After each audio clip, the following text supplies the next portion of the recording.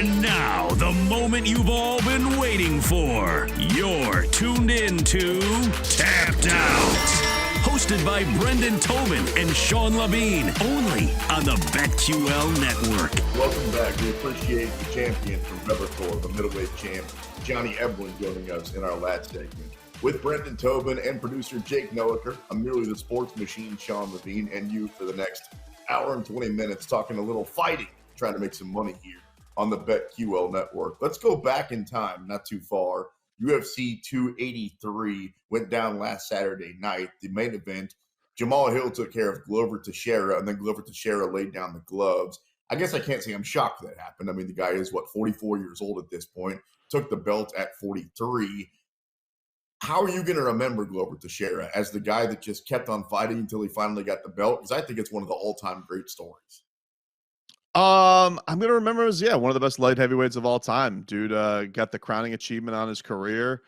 Classy as it gets in the sport. I think took a lot longer to get to what his early expectations were, and I think a lot of that had to do with John Jones reigning over the division. But yeah, just an all-time great dude, and as class as it gets. Speaking of John Jones, I think I can see into the future. Here's what I think is going to happen. I think Ciryl Gane beats John Jones.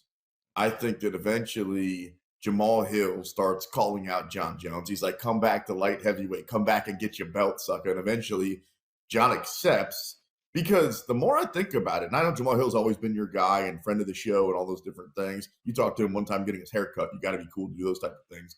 Of course. But the more I watch him fight and look at that guy's body and all those different things, he's very much a young John Jones. He might not have the skill set, but he kind of fights the same way.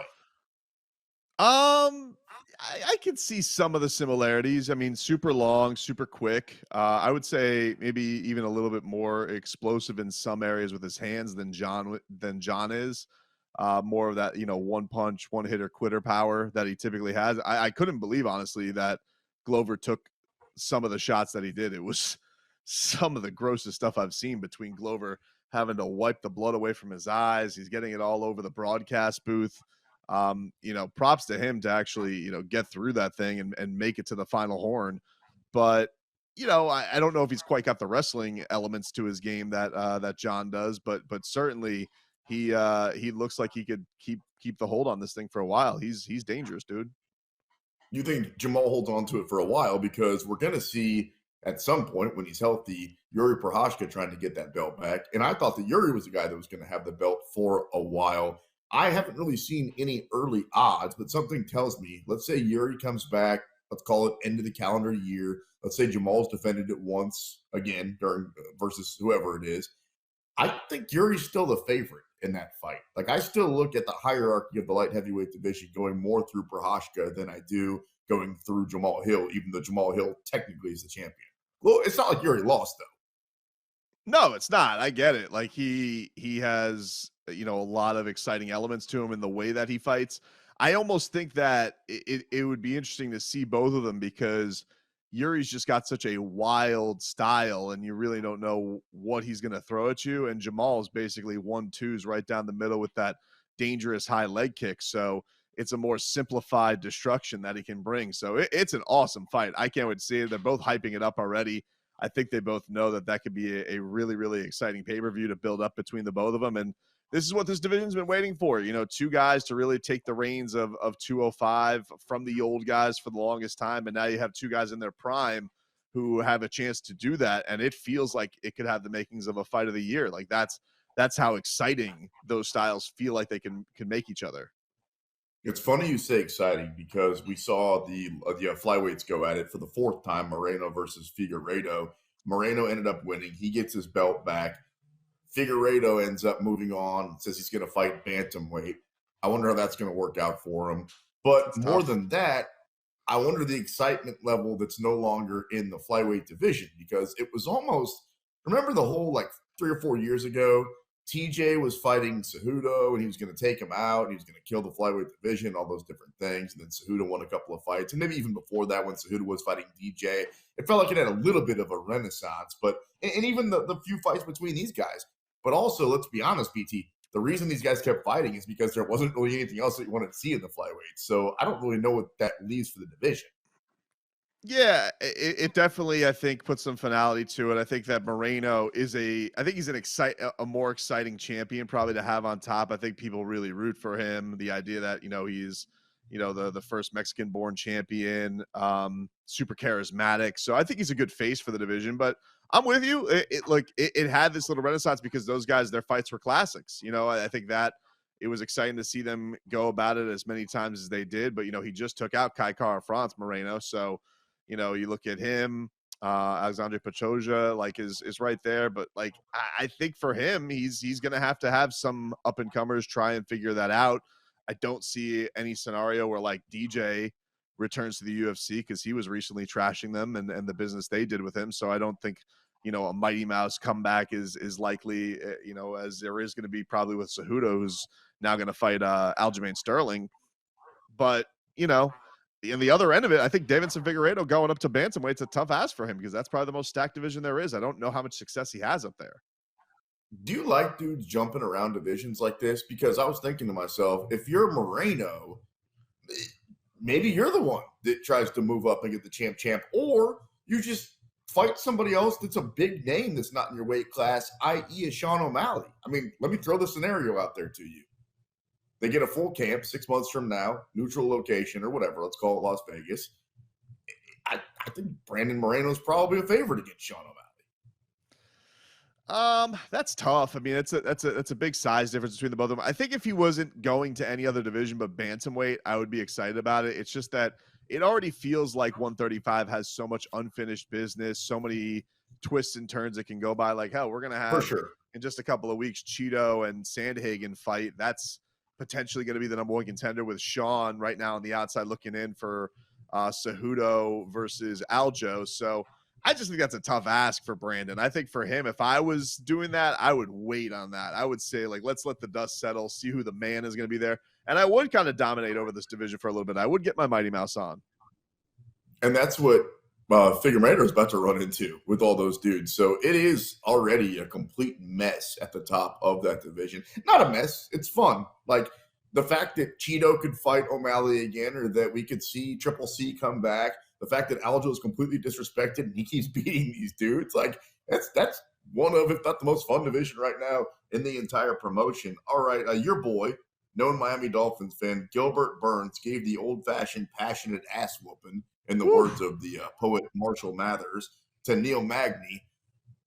Afterwards, he called out Colby Covington, and now we know that that's not going to happen because we're going to get Gilbert versus your other boy, Jorge Masvidal. So we'll talk about that as the show rolls on.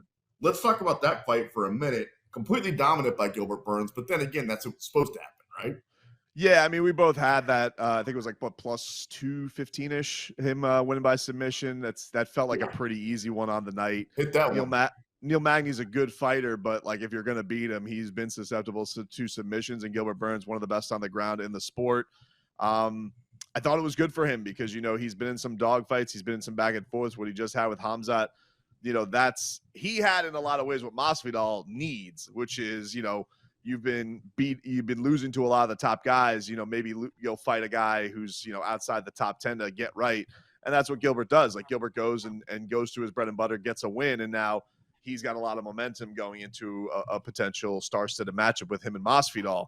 So, for him, I think it just reminds people look, he's been in a lot of slugfest lately, but he's got that in his bag. He says he wants to get back to it. And, I think out of a lot of guys in that division, that's one thing that he can bring to the table that a lot of other guys don't.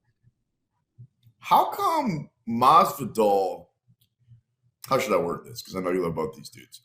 Why have this fight where Gilbert is such a heavy favorite when there's so many other options for both guys? And the reason I ask is because, and we'll get more into this as the show rolls on, it looks like we're going to see Conor McGregor's comeback against, wait for it, El Kakui, Tony Ferguson. So, that's the slowest of slow rolls you could get, besides fighting your 8-year-old son who just started jiu-jitsu 2 weeks ago. You know what I mean? They're giving Conor the win because they need him to win. Why would they bring back Masvidal in essentially what they know is going to be a loss? It doesn't make sense. Yeah, it's a tough go. I mean, I'm surprised. I thought Gilbert's the beast. I'm pretty sure like Jorge was just waiting on the outside looking in because he was hoping maybe the Usman rumors were true and he was going to maybe go into that Leon fight just because of the drama between both of them. It is a tough matchup for him.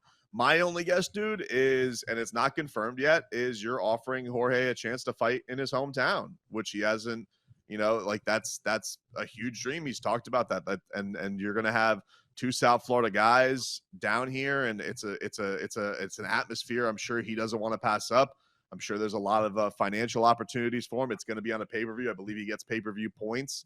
So it's a big business opportunity for him, but they want to give him a tough fight, and Gilbert is a tough fight. And if he does win it, all this talk about, oh, he doesn't deserve another title shot. You beat Gilbert Burns, you're back in the picture for a title shot. There's no doubt about that. If he does win it, come on, two things. That fight's not going the distance, and that Jorge Masvidal's not going to have his hand raised at the end of it. Like, I don't know how Gilbert's going to beat him. He might knock him out. He might choke him out like we just saw in a round, but you don't really think Masvidal can win that fight. Styles make fights, and this is a horrible matchup for Masvidal. I mean, it depends. We've seen it. If Gilbert goes about it like he did Wonder Boy, then yes, I think it could be a tough night for him. We didn't see him get completely ragdolled the first fight with Usman. It was mostly up against the cage. If it does get into any stand and bang, those type of elements, if Masvidal can connect, it could be a tough fight. But yeah, I would say if you look at the guys in the past, Damian Maia, the other grapplers that he's gone against, it's been tough sledding for him. So I think for him, he's looking for the toughest opponent. Him and Colby already is out of the books. I don't think him and Hamzat. Who knows where Hamzat's going to fight? So this is the toughest fight he can get to get back into contention. And for all of the he's just a there for his name. He does have dreams of winning the belt, and that's how you want to get back to the belt. You got to beat Gilbert Burns. Dude, I totally respect these fighting Gilbert Burns coming in as a heavy underdog. That he fought, obviously, anybody would take the two fights for the belt. That he went up against Colby Covington. Those are the dudes. Those are probably that's what I'm saying.